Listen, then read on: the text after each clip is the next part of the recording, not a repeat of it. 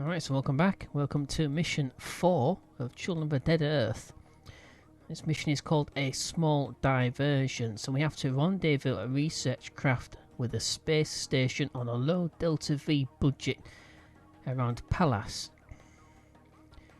With a time limit of 15 days. Our propaganda mission is already spinning the exchange with the USTA as a positive, and the majority of the solar system appears to believe that the USTA fired first. As expected, given the Falklands precedent set centuries ago, the USTA have not officially declared war, and so neither will we. Regardless, we expect retribution over the coming months, and we are preparing for all-out undeclared war. Sounds a bit of a countermanding terms, that. Okay, so on your end, we have a new task ready for you.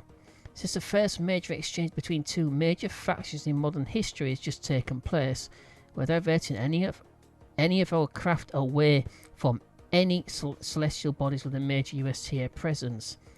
We had a research craft under the command of Captain Mendoza en route to Ada, but the USTA practically own everything on that rock and everything in orbit around it too. Thus we had to divert them science vessel to Pallas, and the spacecraft ended up being extremely short on Delta V after injecting, otherwise it's got practically dry fuel tanks. So Pallas is actually devoid of allied craft currently, and the Nippon Prime faction, controlling most of Pallas, is refusing our demands to refuel it, while he asks them nicely instead. We suspect the USTA has had a hand in influencing Nippon Prime's decision via money or military threats to refuse to help us. Your mission is to try and finish up with rendezvous with the scant Delta V left in the craft's tanks. So it'll be tight, but we're sure it's doable, and it should really help you hone your orbital manoeuvring skills. You have 15 days before their provisions run out, so they're going to starve to death.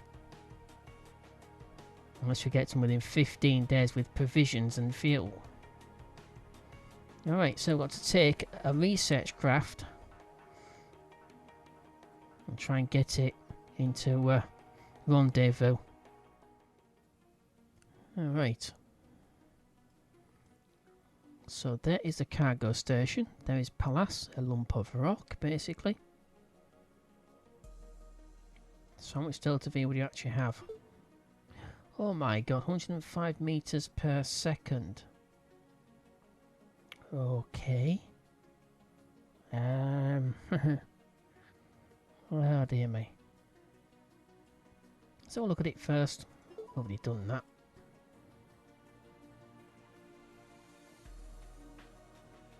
So I've got a single 30 crew module.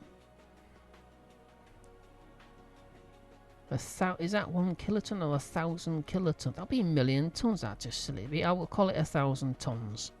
It's 1 kiloton, 1.00 kilos. Because it's got 3 zeros after it. It's a bit weird. After the point. We've got a single 1,000 ton methane tank. We've got the nuclear rocket into here. That's all we've got. Got the radiators, obviously we need those. And the name is RSF Shock Diamond. It's a funny name for a research ship. Sounds like a warship to me.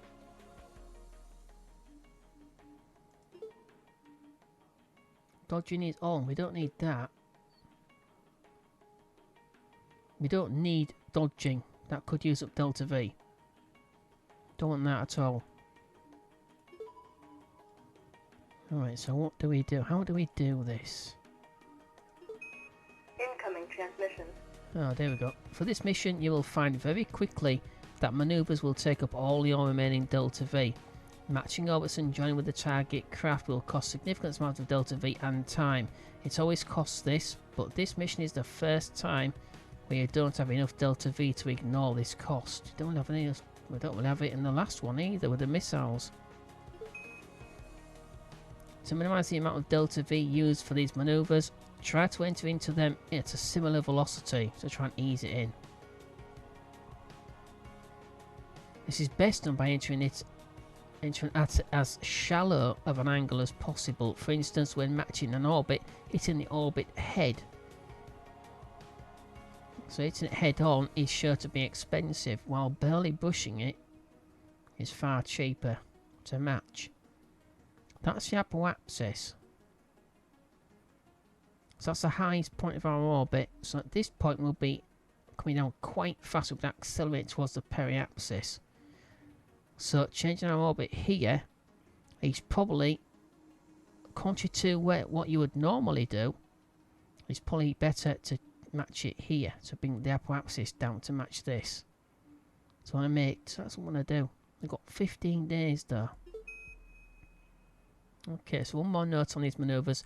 You don't have to exactly select the orbit icon to execute a match orbit. Anywhere nearby that icon on the trajectory will allow it to match the orbit. It doesn't have to be exact. And varying distance away from the icon can affect delta V and time cost. The same goes for all such similar manoeuvres. Let's move on to here.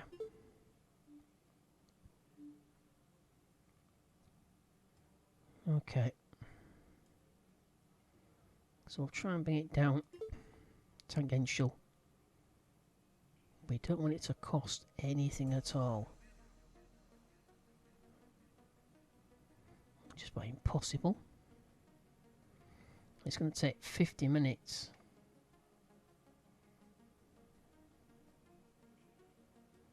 We have 2.1 meters. We've got 105.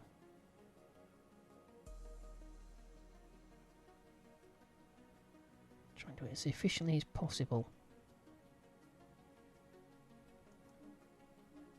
So we've got 24, about 24 meters per second. It's like 24.4 meters per second. So we'll have. So it's about 25% of our remaining delta V. So I can match the orbit. So try and match it. 57. This is with about 40 something delta V. Let's run it. Oh god, I hope it doesn't take too much. What's the time? 13 hours. Matches Palace.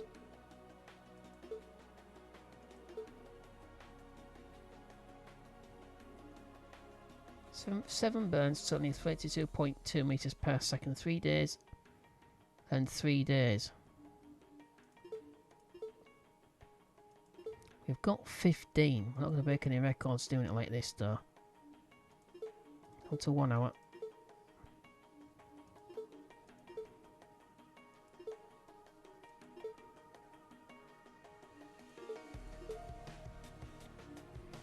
Gives us 47.9 meters per second to actually play with.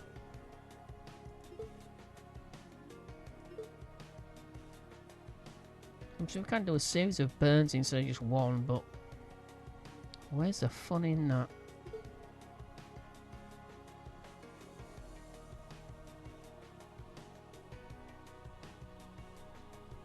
I want to catch up, or no, I think we'll go the other way. We'll slow down.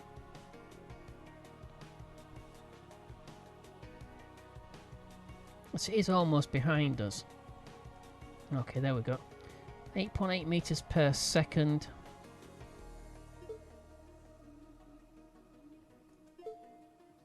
Done. 28 meters per second or so in the 2 burns.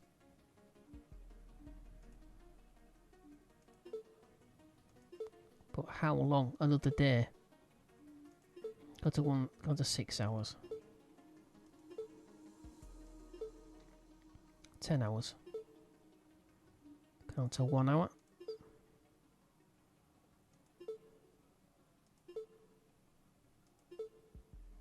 Okay. Incoming transmission. Yeah, it took a lot longer. Yeah, so obviously the most effective way is to do a series of small burns rather than waiting all that amount of time. But never mind, it's already done. So thank you, the crew was starting to get work concerned we'd be left floating forever around Pallas, orbiting a tiny rock in the vast nothing of space. Next time we're in an allied spaceport, drinks are on me. Alright, so that's that mission done. So the record is 1 day, 1 hour. Really managed it to 7 days and 15 hours. That's a little bit extra. But never mind, it's been done. 84.2 meters per second, and yet the record is 32.1. I'll just try that one again at some point. Only got bronze this time. Alright, so it's on to the next mission.